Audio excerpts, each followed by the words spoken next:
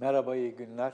Amerika Birleşik Devletleri Başkanı Donald Trump, ayağının tozuyla vaat ettiği gibi İslam ülkelerinin önemli bir bölümüne ülkesine giriş yasağı geçiyor olduğu söyleniyor ama ne zaman nasıl geçecek çok belli değil.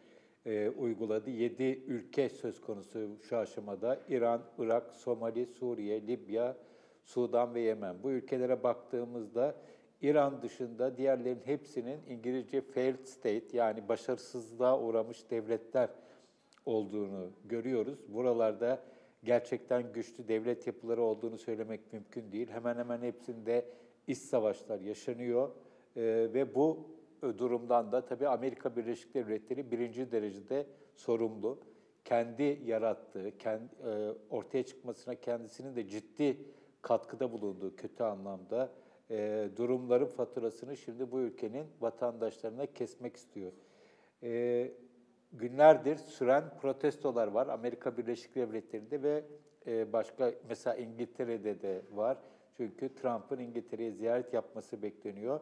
Onun gelmesini istemeyen İngilizler de sokağa dökülüyorlar ve başından itibaren Müslüman yasağı, yani Muslim ban olarak adlandırılan bu uygulamaya karşı çıkıyorlar. Karşı çıkarken de hepimiz Müslümanız sloganının çok öne çıktığını görüyoruz.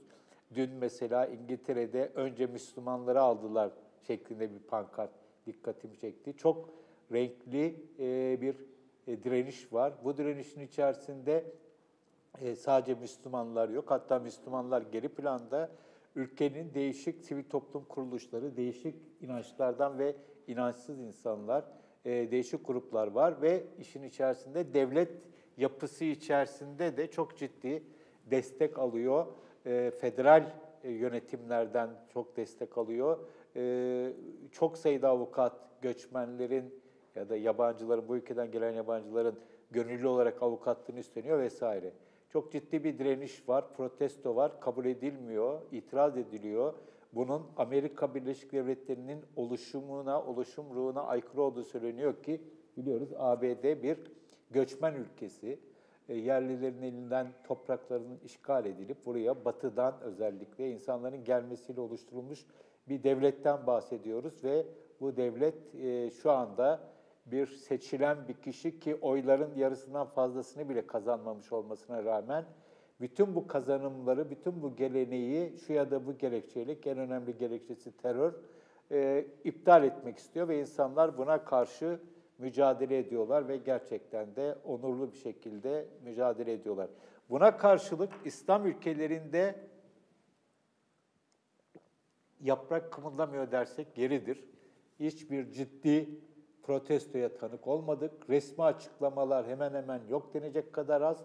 Var olanlar da çok itidalli, çok sakin ki halbuki İslam dünyası protestoların özellikle son yıllarda çok yoğun yaşandığı bir coğrafya. Sadece Müslümanların çoğunlukta olduğu bölgeler değil, Müslümanların sayıca az olduğu bölgelerde de, Avrupa'da da ve başka yerlerde de sürekli değişik konularda, uluslararası konularda, Müslümanların mağdur olduğu konularda kendi tepkisini sürekli gösterebilmiştir. İslamofobi diye bir şey var biliyorsunuz. Bir süredir dünyanın gündeminde ve bu özellikle İslam ülkeleri ve onlara bağlı kuruluşların ya da sivil toplumların, İslam hareketlerinin çok kullandığı bir argümandı. Batı'da İslamofobyanın olması ve bunun üzerinden bir söylem geliştiriliyordu. Şu anda Trump'ın yaptığı İslamofobinin de ötesinde bir şey. Alenen Müslüman düşmanlığı yapıyor. İnsanları sırf Müslüman oldukları için haklarını gasp etmeye çalışıyor. Bu hak nedir? Seyahat hakkı. Amerika Birleşik Devletleri'ne zaten zor olan Amerika Birleşik Devletleri'ne vize alma şansını bir şekilde yakalamış insanları son anda kapıdan içeri sokmuyor. Çok dramatik öyküler var. Ve İslam dünyası buna sessiz kalıyor. Tabii Türkiye'de buna dahil. Neden böyle oluyor? Şimdi bir kere şunu söylememe izin verin. Ses çıkartmayanlar, ses çıkartanların niyetlerini sorguluyorlar. Böyle çok ilginç. Türkiye'de bunun örneklerini görüyoruz. Mesela bu işte Müslümanlara sahip çıkan insanların başka amaçlarla, sırf Trump'ı protesto etmek için bu olayı vesile ettikleri yolunda falan teoriler var. Çok abes. Yani şunu diyenler var, bunlar aslında Müslümanları sevmiyor. Yani hepimiz Müslümanız pankartıyla ortaya çıkan kadın, yaşlı, çoluk çocuk daha nasıl sevgilerini gösterebilirler? Yani bunun arkasında art niyet arayanların öncelikle kendi niyetlerine bakmak lazım. Hani şöyle bir durum yok. Trump'ın yaptıklarına kendileri çok güçlü bir şekilde itiraz ediyorlar ve Batı'da yapılan gösteriler kendi mücadelelerine zarar veriyor. Böyle bir durum yok. Ortada sadece Amerika Birleşik Devletleri ve bazı Batı ülkelerindeki protestolar var, direnişler var. Onun kendileri ses çıkartmadıkları için, çıkartamadıkları için bu direnişlerin de kendi durumlarını zor durumda bıraktığını da gördükleri için. Çünkü Müslümanlıkla alakası olmayan insanlar kapıda tutulan, gözaltına alınan Müslümanlara sırf Müslüman oldukları için, Müslüman kökenli oldukları için gözaltına alınan insanlara sahip çıkarken dini siyaset mücadelelerinin en temel argümanlarından birisi yapmış olan insanların sessiz kalması da bir çok büyük soru işaretleri doğuruyor. Bu da bunun üzerine kendileri bir şey yapamadıkları gibi yapanların niyetini, samimiyetini sorgulamaya çalışıyorlar. Şimdi şöyle bir durum var. Samuel Huntington'ın yıllar önce dile getirdiği bir medeniyetler savaşı teorisi vardı. Burada kasıt esas olarak İslam ve Judeo-Kretyen, Yahudi-Hristiyan medeniyetleri arasında bir çatışmanın gelmekte olduğuydu ve dünya uzun bir süre bunu konuştu. Ardından El-Kaide gibi yapıların 11 Eylül gibi saldırılarıyla beraber, Batı'ya meydan okumalarıyla beraber Huntington'ın kehanetinin gerçekleştiği söylendi. Şu anda yaşanan Trump'ın yaptığı açık bir şekilde alenen bu medeniyetler savaşını provoke etmekten başka bir şey değil. Bu çok net. Sırf Müslüman oldukları için 7 ülkeden gelen insanların ülkesine girişine izin vermiyor. İster bir gün olsun, ister 3 ay olsun, ister ömür boyu olsun. Buradaki kıstasın bu insanların Müslüman olması. Yani bu ülkelerden gelen gayrimüslimlerin girmesinde bir sorun yok. Sırf Müslüman olanlar da var. Ve burada gerekçe terörizm. Bu açıkça bir medeniyetler savaşı kışkırtması. Ama şu anda bir medeniyetler savaşı yaşanmıyor. Esas olarak ne yaşanıyor? Bir medeniyetin içerisinde bir savaş yaşanıyor. O da Batı medeniyetinin kendisi. Birileri, Batı dünyasından birileri Trump'a haddini bil diyor. Bu böyle olmaz diyor. İnsanları sırf Müslüman diye kapı dışarı edemezsin diyor vesaire. Bunun mücadelesini veriyor. Hukuk devleti savunuculuğu öne çıkıyor. Yargıçlar çıkıyor, savcılar çıkıyor. Hükümete rağmen, Trump'a rağmen başka tavırlar alıyorlar, direniyorlar. Belki de önümüzdeki dönemde Trump bu ısrarında, bu kararında ısrar ederse Amerikan devletinde çok yoğun şekilde değişik kademelerde istifalara da tanık olabiliriz. Böyle bir olay yaşanıyor. Bu bir medeniyetler savaşından çok medeniyet içi savaş haline geldi. Şimdi peki neden medeniyetler arasında savaş yok? Neden Trump bunu kışkırtmasına rağmen bunun cevabı gelmiyor İslam dünyasına? Çünkü İslam dünyasında buna cevap verebilecek hiçbir kişi, kurum, örgütlenme yok. İslam ülkelerinin her biri, mesela şu ülkelerin 7 ülkede baktığımız zaman, devletleri bir kenara koyalım, toplumlar olarak baktığımız zaman, İran'ı birazcık ayrı tutarak Irak, Somali, Suriye, Libya, Sudan, Yemen, bu ülkelerde insanların en temel mücadelesi var kalmak. Çünkü iç savaşlar var, çok kanlar akıyor, yoksulluk var, her türlü bir bilinmezlik var. Çünkü devletler çökmüş durumda ve buradaki insanların kalkıp böyle küresel meseleleri, bu kadar güçlü bir odaktan gelen meydan okumaya cevap verebilecek kapasiteleri yok. Diğer ülkelerde de baktığımız zaman İslam ülkelerinde, Müslümanların çoğunluğu oluşturduğu ülkelerdeki ülkemiz de buna dahil, çok güçlü sivil toplum yapılanmaları yok, çoğulcu yapılanmalar yok. Toplumun bu tür konulara cevap vermeye mecali ve enerjisi yok. En fazla ne oluyor? Bu tür büyük olaylar kendi işlerindeki tartışmaların, kavgaların materyali haline dönüyorlar. Türkiye'de olduğu gibi Türkiye'de bu yaşanan olayın referandum tartışmasının bir aracı haline getirildiğine tanık oluyoruz. Böyle bir durum var. Devletlerin kendisine baktığımız zaman da devletlerin içerisinde Müslümanların çoğunlukta olduğu ülkelerin yönetimlerinin içerisinde demokratik ülke neredeyse hiç yok. Ve bu ülkelerdeki var olan otoriter ve totaliter yönetimlerin büyük bir kısmı Trump'a çok ters bakmıyor. Yani değişik kendi hesapları var. Değişik hesapları var. Kimisinin bölgesel hesabı var, kimisinin kendi iç meseleleri var, kimi rejimlerin meşruiyet sorunları var vesaire.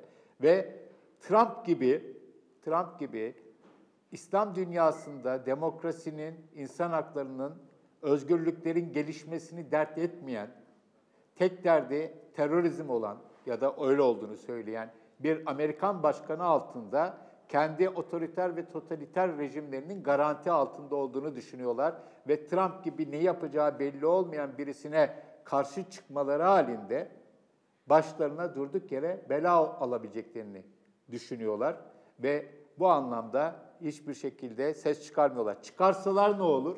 En azından bir saygınlık kazanırlar. Dünyanın herhangi bir yerinde, herhangi bir İslam ülkesi yöneticisinin kalkıp Trump'a şu anda Amerika Birleşik Devletleri'nin içinden ve Batı dünyasının içinden yapılan çıkışların dozu yarısı kadar olan bir çıkış yapan birisi çıksa çok büyük bir takdire ulaşacaktır. Böyle birisi yok. Türkiye'den de yok. Olacağını da sanmıyoruz. Peki nereye kalıyor o zaman? İşte o zaman ortalık tamamen terörizme kalıyor. Ortada bir medeniyetler savaşına bir davet var. Medeniyetin asli taşıyıcıları olan İslam ülkelerindeki toplumlar, bireyler, sivil toplum, ülkeler bu savaşa girmek isteseler bile girebilecek güçleri yok. Böyle bir niyetleri yok. Buna karşılık tabii ki bu savaş ilanının ardından, bu savaş ilanından en çok kim yararlanacak? En çok El-Kaide, IŞİD gibi yapılar yararlanacak ki Batı medyasında, özellikle Amerikan medyasında bu konuda çok önemli yazılar peşi sıra yayınlanmaya başladı. Şimdi bunu söylediğimiz zaman da birileri kalkıp işte bu da nasıl söyleyeyim, olayı saptırmak olarak değerlendirebilirler. Böyle demelerine gerek yok çünkü kendilerinin de arkasında durdukları İslam Konferansı Örgütü'nden yapılan o kısa ve çok zayıf açıklamada da Trump'a en fazla şu söyleniyor: böyle yaparsanız terörizm azar. Şimdi böyle yaparsanız terörizm azar diye Trump'a söylemenin bir anlamı yok.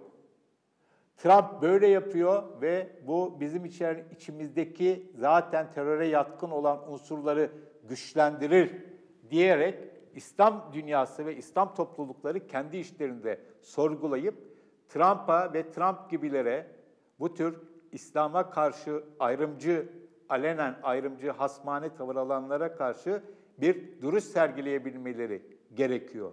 Yani ya böyle yapmayın yoksa işte El-Kaide azıyor, bilmem ne azıyor diye söylemek bir Amerikalı tarafından belki olabilir ama bir Müslüman, herhangi bir Türkiye'li, Filistinli, Iraklı bir Müslümanın Trump'a böyle bir ricada bulunması, uyarıda bulunmasının bir anlamı yok. Ama bu uyarıyı kendi içerisinde yapmasının çok ciddi bir şekilde anlamı var. Bunu da yapmıyoruz.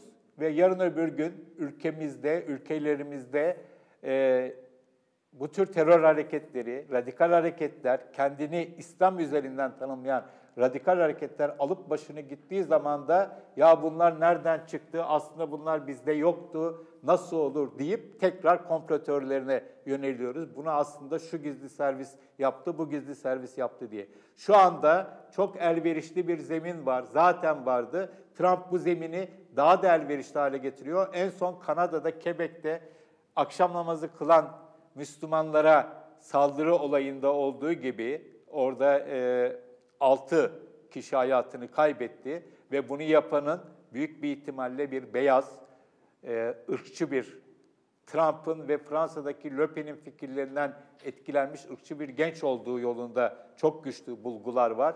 Bu da iyice olayı tırmandıracağı benziyor. İşin ilginç tarafı ve acı tarafı, Quebec'teki olaya karşı Trump'ın herhangi bir tepki verdiğini de şu ana kadar en azından ben duymadım. Onu destekleyenler de tepki vermiyor ve yine ilginç tarafı İslam dünyasından da çok fazla bir tepki çıkmıyor. Şimdi Türkiye'ye gelecek olursak, Türkiye Amerika ile ilişkilerini uzun bir süredir, Amerika Birleşik Devletleri ile ilişkilerini iki şeye indirgemiş durumda. Birisi Fethullah Gülen'in iadesi, bir diğeri de Suriye'de Kürt örgütlerinin kurulan ilişki. Özellikle PYD ve YPG ile.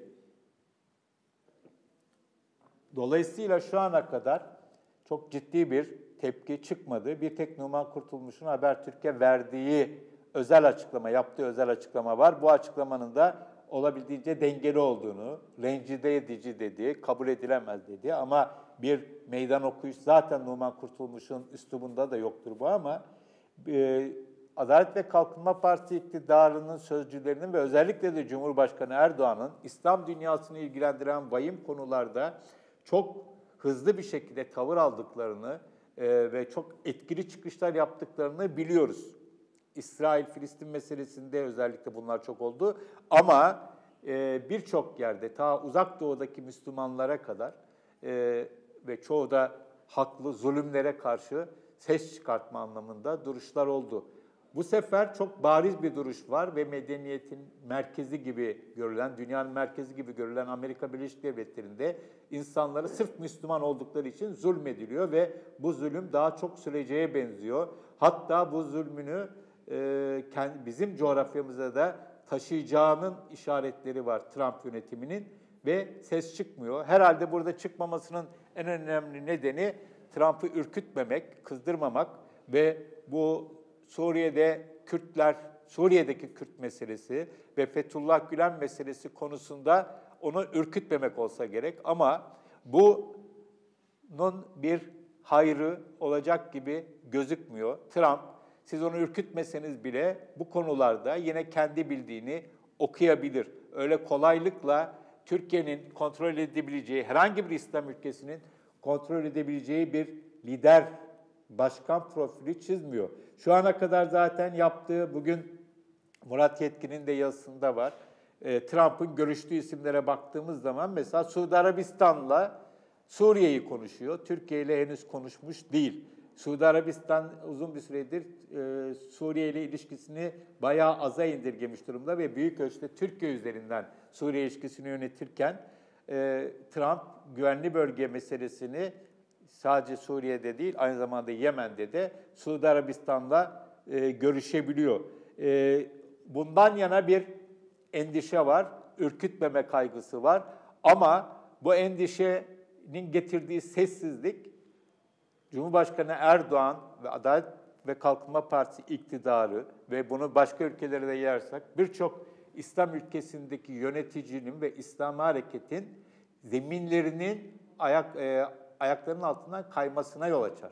Böyle bir zulme karşı, böyle bir açık bir savaş ilanına karşı sessiz kalmanın bir akıl alır bir tarafı yok. Tabii ki bu hiçbir zaman Amerika Birleşik Devletleri'ne kimsenin kimseye savaş açması falan gerekmiyor ama böyle anlar tarihsel anlarda kimin nerede nasıl durduğu çok önemlidir. Bir yerlere yazılır. Eğer bugün Amerika Birleşik Devletleri'nde İslam'la organik bir ilişkileri olmayan, hatta onda endişeyle de bakan kişiler, birçok insan, temel hak ve özgürlükler, evrensel değerler ışığında Müslümanlara destek vermek için fedakarlık yapıyorlarsa, enerjilerini sarf ediyorlarsa, risk alıyorlarsa, Türkiye'deki ve dünyanın diğer yerlerindeki İslamcı iddialı yapıların bu konudaki sessizliğinin hiçbir makul gerekçesi olabileceğini sanmıyorum. Muhtemelen bugün yarın bir takım tepkiler çıkacaktır. Ama bunun artık eskisi o kadar güçlü olmayacaktır. Ne kadar sert çıksa bile çok fazla etkisi olmayacaktır. Buradan dönüp dolaşıp benim daha önce burada yayında söylediğim Türkiye bahsinde aslında bunu genelleştirebiliriz. İslamcılık da olarak tüm dünyada da yapabiliriz.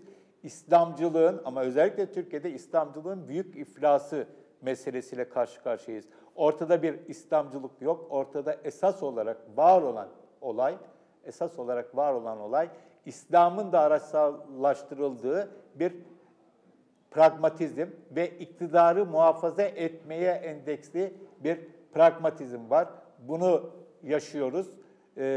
Ama bunun bedelinin çok ağır olacağını düşünüyorum.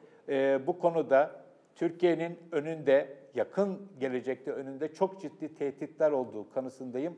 Bunları da bir aksilik olmazsa yarın bir yayında bu konudaki görüşlerimi yarına saklamak istiyorum. Şimdilik bu kadar söyleyeceklerim. İyi günler.